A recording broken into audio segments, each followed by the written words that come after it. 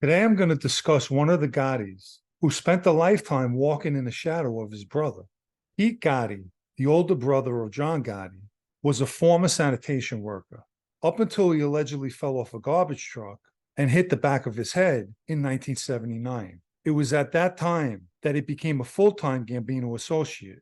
3 years prior, in 1976, his younger brother Gene would become the first Gotti to be an inducted member in the Gambino family.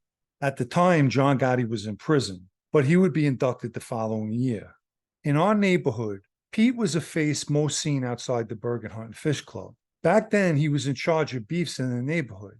And if in charge is the wrong title, then Pete was always involved in mediating these beefs. It's commonly known he was the least respected Gotti brother, with Richie being a very close second. Pete was not someone anyone foreseen being a future boss. In 1986, his brother John became the boss of the family, and Pete could always be seen at his side.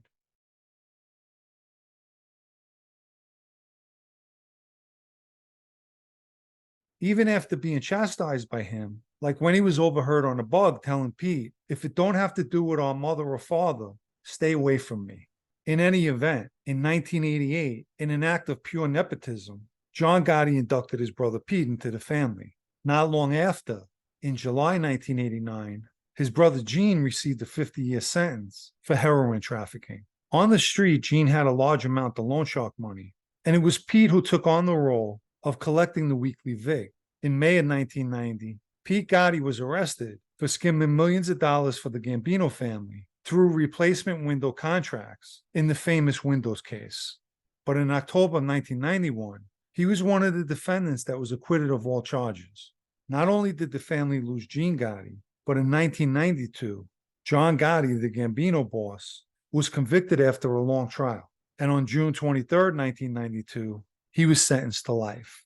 Sometime around in 1994, Pete would be placed on a Gambino panel that would assist his nephew, John Jr., who became the acting boss of the family. But Jr. would be indicted as well, and in 1999, he would plead guilty to racketeering and was sentenced to 6.5 years. With his brothers and nephew all in prison, Pete found himself in the acting boss position. And the reason for being in such a predicament was his brother, who received a life sentence, didn't want to step down and give up the official boss position. And as we know, he's not the only boss to do so. Vic Amuso, who was also sentenced to life in 1992, still remains the official Lucchese boss to this day. There's many ways to dissect the reasoning behind an incarcerated boss not stepping down, and both greed and ego are at the top of that list. Despite the fact that long ago, Cosa Nostra rules fell to the wayside, there should have been one new rule put into effect. If a boss receives a life sentence, he's no longer the boss. The fact that John Gotti placed his son in an acting boss position not only didn't sit well with the old-timers in the Gambino family, but the other families as well. And this widespread dislike for Junior resulted in two plots to take him out, one internally within the Gambino family and the other by the Lucchese family.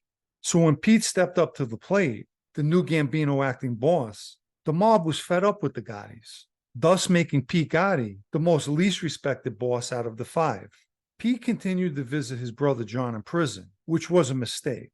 An acting boss shouldn't be visiting an incarcerated boss, brother or no brother. Nevertheless, one of the many things John Gotti complained about was getting revenge on his former underboss, Sammy Gravano, who sideswiped him by cooperating with the government and securing his conviction.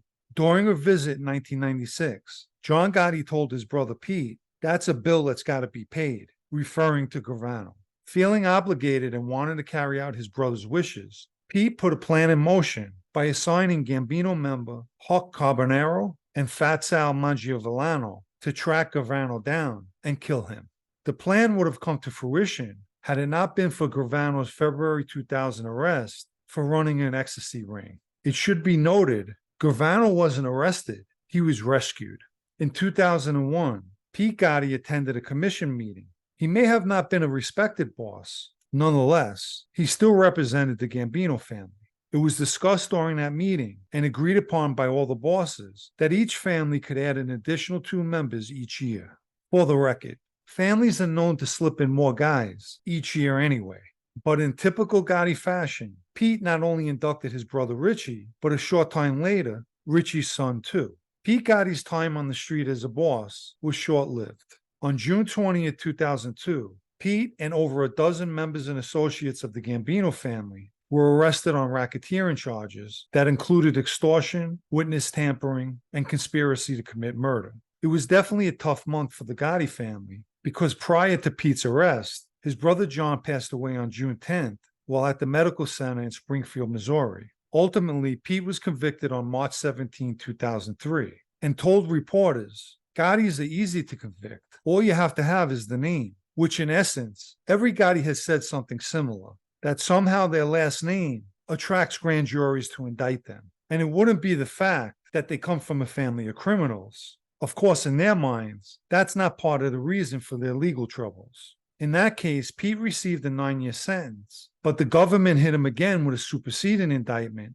in August of 2003, and the plot to kill Sammy Gravano was included in those charges. He was also convicted in that case on December 22nd, 2004, and sentenced on July 27, 2005 to an additional 25 years, which could be viewed as a life sentence at 66 years old. The New York Times described Pete Gotti as a pot-bellied man in an oversized suit who sort of looked like Rodney Dangerfield's homely brother. Pete wasn't blessed with the good looks his brother John was blessed with, which caused the media to be a little hard on him. Like an article in New York Magazine dated January 19, 2005, which title shouted, "The Dumbest Don." One afternoon, while at the Lucchese Club up in the Bronx, Al Consigliere, at the time, Joe DiNapoli, brought Pete Gotti up. He basically said Pete was walking around the prison, saying he didn't even know what he was doing there, clueless. And Joe added something every person in her life knew, that his brother did that to him. I've been in Pete's company in the past. He even had dinner at our house one night because one of his favorite dishes was banzette, which is stuffed breast of veal, and that was on the menu that night. On that particular night, he seemed down to earth, but I've witnessed and know of some stories where he tried to throw his weight around and would act bullyish. 2 years ago, I posted a video titled Pete Gotti Gets Abused, and I'll add a link to that down in the description below. Let me take a quick second to mention the super thanks icon found beneath this video for those of you who'd like to show your appreciation for videos like this one. Pete Gotti passed away on February 25th, 2021, while at the Federal Medical Center in Butner. He literally followed his brother's footsteps by dying in prison. Naturally, if Pete came from a different family, his last days would have never been spent in prison. Instead of repeating the Gotti motto that the government is picking on us, Pete should have faced reality and instead said, us Gottis never learn our lesson and are the cause of our own destruction. In my opinion, Pete was a loyal guy who looked up to his younger brother his entire life. Did he become a member of that life because of his brother? Absolutely. Could he have just been a soldier and possibly a captain, and that's it? Yes. Was Pete boss material? Absolutely not. He may have followed his younger brother, but was nothing like him. At the end of the day, it boils down to this. Pete was just one of the many victims of John Gotti.